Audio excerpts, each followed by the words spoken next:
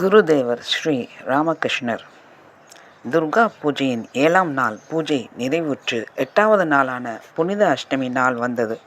சியாம்புகூர் இல்லத்தில் அன்று பக்தர்கள் பலர் கூடி குருதேவரின் அமுத மொழிகள், பாடல்கள் ஆகியவற்றில் மனம் மகிழ்ந்திருந்தனர். மாலை 4 மணிக்கு டாக்டர் வந்தார். சிறிது நேரத்திற்கு பிறகு நரேந்திரர் பாடத் தொடங்கினார். அந்த அற்புதமான பாடல்களை கேட்டு அனைவரும் அதில் மூழ்கினர். குருதேவர் அருகில் அமர்ந்திருந்த டாக்டரிடம் பாட்டின் உட்கருத்தை மெல்லிய குரலில் விளக்கிக் கொண்டிருந்தார். சிறிது நேரத்தில் சமாதியில் ஆழ்ந்துவிட்டார். பக்தர்களுள் ஒரு சிலரும் பரவசத்தில் ஆழ்ந்து புற உலக நினைவை இழந்தனர். ஆனந்த பெருக்கின் காரணமாக அந்த அறை முழுவதும் தெய்வீக சூழ்நிலை நிலவியது. நேரம் போவதே தெரியவில்லை. இரவு மணி 7:30 ஆயிற்று.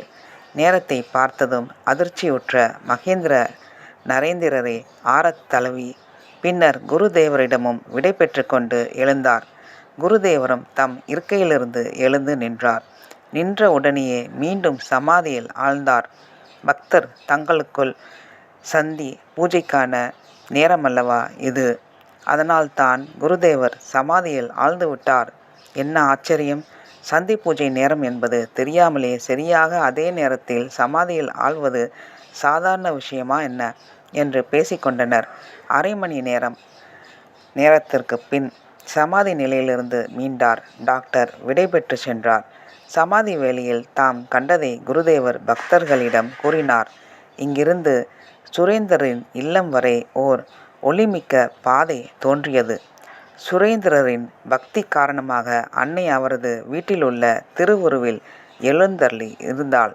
அவளது 3ஆம் கண்ணிலிருந்து ஒளிக்கதிர்கள் வெளிவந்து கொண்டிருந்தன. வீட்டின் கூடத்தில் விளக்குகள் எரிந்து கொண்டிருந்தன. அங்கே அன்னையின் திருமுன்னர் சுரேந்திரர் அமர்ந்து உள்ளம் உருகி அம்மா அம்மா என்று அழைத்தவாறு அழுது கொண்டிருந்தார். நீங்கள் இப்போது சுரேந்தரின் வீட்டிற்கு செல்லுங்கள். உங்களை பார்த்தால் அவர் மனம் ஆறுதல் பெறும். உடனே நரேந்திரரும் மற்றவர்களும் குருதேவரை வணங்கி சுரேந்திரரின் வீட்டிற்கு சென்றனர். கூடத்தில் எந்த இடத்தை குருதேவர் குறிப்பிட்டிருந்தாரோ உண்மையாகவே அங்கு சுரேந்தர் தேவியின் முன் அமர்ந்து உணர்ச்சி பெருக்குடன் அம்மா அம்மா என்று சுமார் 1 மணி நேரம் குழந்தையைப் போல உரக்க அழுது கொண்டிருந்தார். குருதேவர் குறிப்பிட்ட அந்த விளக்குகள் வரிசையாக சுடர் விட்டு கொண்டிருந்தன. அவரது காட்சியை புற நிகழ்ச்சியுடன் ஒப்பிட்டு பார்த்து பக்தர்கள் வியப்பும் ஆனந்தமும் அடைந்தனர். 29.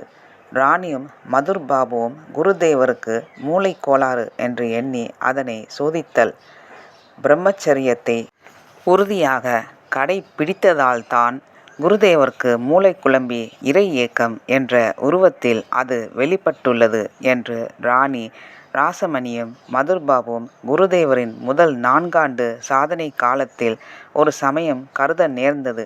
குருதேவரின் பிரம்மச்சரியத்தை குலைத்துவிட்டால் மறுபடியும் அவர் உடல் நலம் பெறக்கூடும் என்ற கற்பனையில் அவர்கள் லட்சுமிபாய் முதலான சில விலை மாதர்களை முதலில் தட்சிணேஸ்வரத்திலும் பின்னர் கல்கத்தாவிலும் மேசுவா பஜார் என்ற இடத்திலும் குருதேவரிடம் அனுப்பி வைத்து அவரது மனதை கலைக்க முயன்றனர். அந்த விலை மாதர்களிடம் அருள்மிக்க அன்னையையே கண்ட குருதேவர் அம்மா அம்மா என்று கூறி கொண்டே வெளி உலக நினைவை இழந்தார். அவரது உறுப்பு கூட சுருங்கி ஆமை தனது ஓட்டுக்குள் செல்வது போல உடலினுள் சென்றுவிட்டது. அவரது சமாதி நிலையை கண்டும் குழந்தை போன்ற இயல்பால் மனம் கவரப்பட்டும் அந்த பெண்களிடம் தாய்மை உணர்வு மேல் எழுந்தது.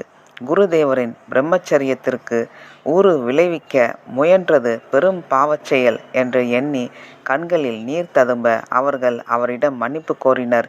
மீண்டும் மீண்டும் அவரை வணங்கி கலங்கிய மனதுடன் விடை பெற்று சென்றனர். நன்றி, வணக்கம்.